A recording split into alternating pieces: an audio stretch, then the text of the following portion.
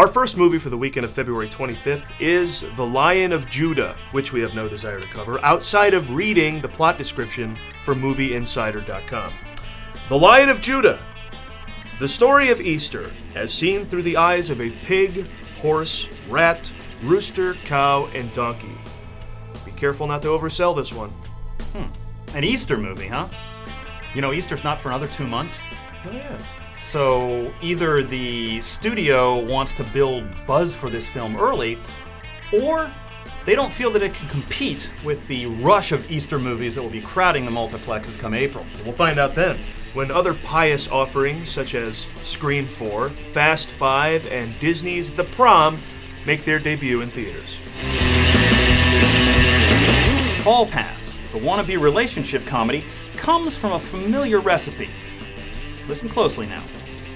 You take a helping of Going the Distance. You mix in some fresh How Do You Know, or if you don't have that, grab some Drill Bit Taylor off of your back shelf. Then you add a helping of The Office, and according to Jim, you sift out any latent quality from the Royal Tannenbaums and There's Something About Mary, which may have inadvertently been caught in the mix, and then you bake the whole thing for 90 minutes in a shallow Hal pan. Voila! You have Hall Pass.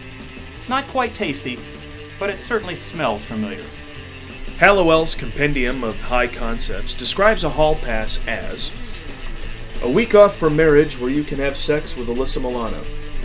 Now, even though the concept is so high that it starts with someone being tired of screwing Christina Applegate, I think next year's Oscar race is this movie's to lose.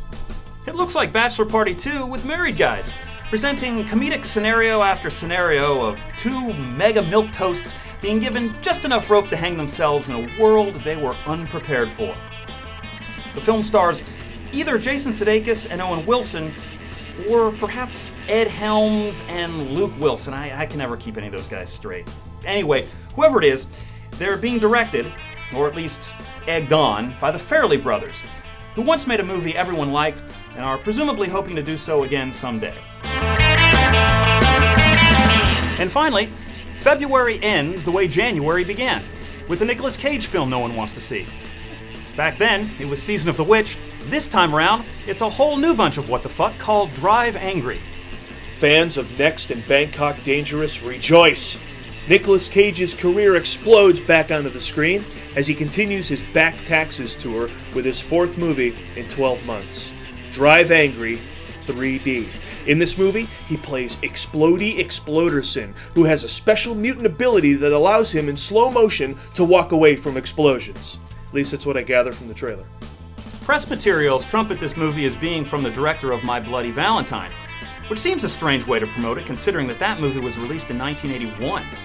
So, who exactly is Drive Angry being marketed to? The over 40 set?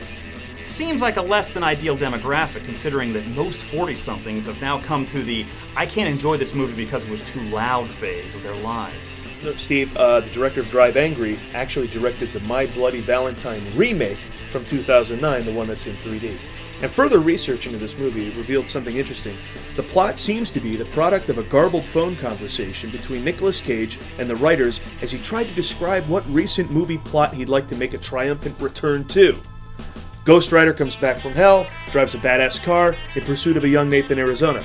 Except as far as Raising Arizona goes, Nicolas Cage is looking a little more nowadays like the lone biker from the apocalypse.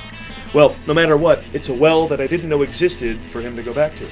Finally, Drive Angry is being shown in 3D, which prompts yet another in what is becoming a common feature of this program, the Movie Guy's 3D commentary. So please, put on your 3D glasses at home.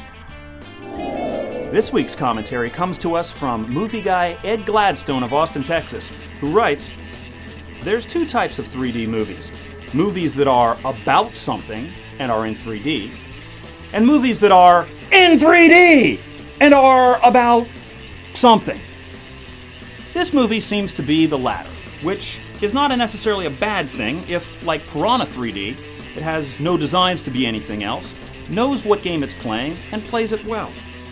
Plus, I think 3D is the only way to get a really good look at this ridiculous wig that Cage has been hauling around ever since Con Air.